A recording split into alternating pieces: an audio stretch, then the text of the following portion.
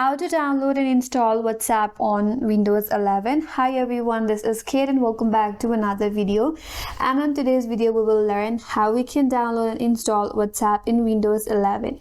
So without any further ado, let's get started with this video. So in your Windows 11, you can simply install the WhatsApp through the Microsoft Store. So click on the search icon and here you have to search for Microsoft Store and then open it up. After you open it up, make sure that you're logged in with your account. Then head towards the search bar at the top and then search for WhatsApp. Here you have it, click on it. Head towards the WhatsApp from the list here. And if you have not installed it yet, you will have an option as Get. Click on it and then the WhatsApp will be installed in your device. After that, you can log in into your account and start chatting on WhatsApp.